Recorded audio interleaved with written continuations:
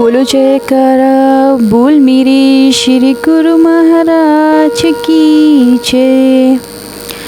बुराई तो तुम्हें हजारों की भीड़ में भी तुमको ढूंढ लेगी, ठीक उसी प्रकार जैसे गायों के झुंड में बच्चियां अपनी माँ को ढूंढ लेती हैं। व्यक्ति को सदैव बुराई से बचकर रहना चाहिए। अगर कोई बुरा कर्म करता है तो वह कर्म उसको अपने जीवन में भोगना ही पड़ता है। जिस प्रकार बच्चियां झुंड में भी अपनी माँ को ढूंढ लेती हैं, वैसे ही कर्म का फल आपको हजारों की भीड़ में भी ढूंढ लेगा।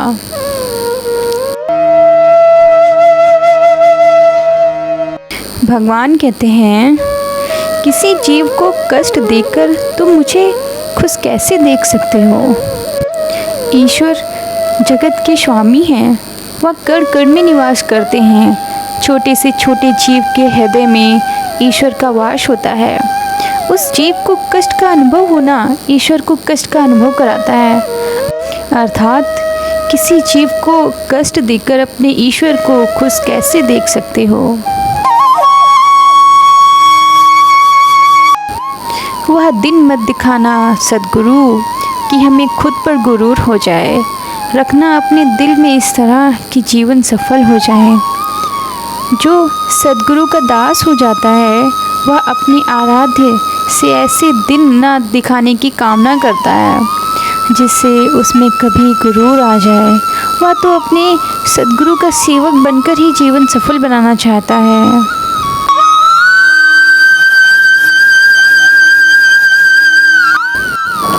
जो हुआ अच्छा हुआ, जो होगा अच्छा होगा। स्वयं को मुझ पर छोड़ दो, अपने कर्म पर ध्यान दो। कर्म ऐसा जो स्वार्थ रहित पाप रहित हो।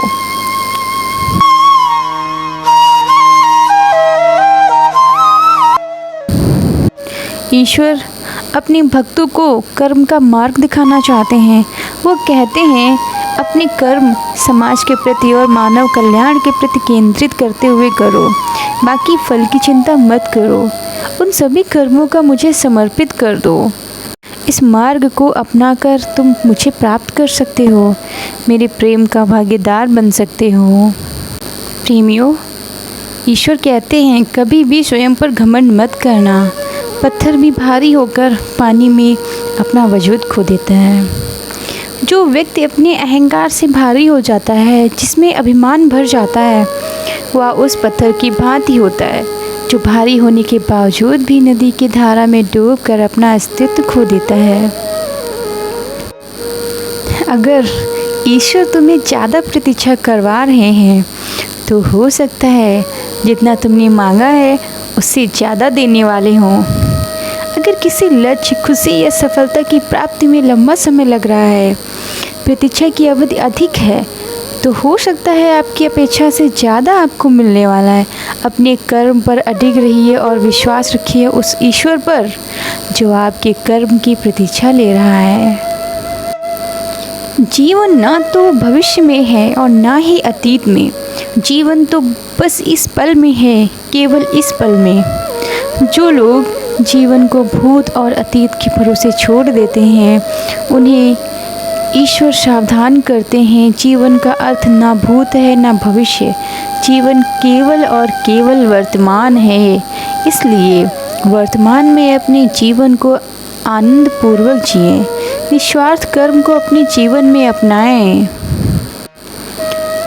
प्रभु कहते हैं, क्रोध की अवस्था में भ्रम जन्म लेता है। भ्रम बुद्धि को नष्ट कर देती है और बुद्धि के नष्ट होते ही व्यक्ति का पतन हो जाता है। क्रोध व्यक्ति का सबसे बड़ा शत्रु है। क्रोध के जन्म लेते ही व्यक्ति अपने विवेक को खो देता है। विवेक के खो जाने पर व्यक्ति अपने पतन के मार्ग में उन्मुख हो जाता है। क्रोध की अवस्था से सदैव बचना चाहिए।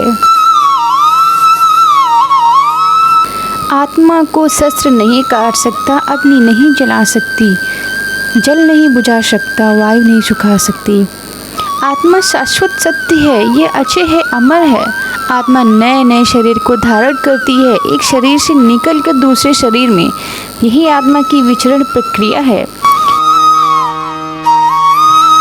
इस आत्मा को ना तो किसी शस्त्र से काटा जा सकता है, ना ही अग्नि से जला सकती है। कोई जल इसे बुझा नहीं सकता और किसी वायु से सूख नहीं सकती आत्मा। श्री सद्गुरु जी कहते हैं, मैं सभी प्राणियों को समान रूप से देखता हूँ, ना कोई मुझे कम प्रिय है और ना अधिक। लेकिन जो मेरी प्रेम पूर्वक आराधना करते हैं वह मेरे भीतर रहते हैं और मैं उनके जीवन में आता हूँ। सद्गुरु के लिए सभी प्राणी समान हैं। उन सभी में समान रूप से ईश्वर का वास होता है। कोई जीव छोटा या बड़ा, अधिक या ज़्यादा प्रिय नहीं होता।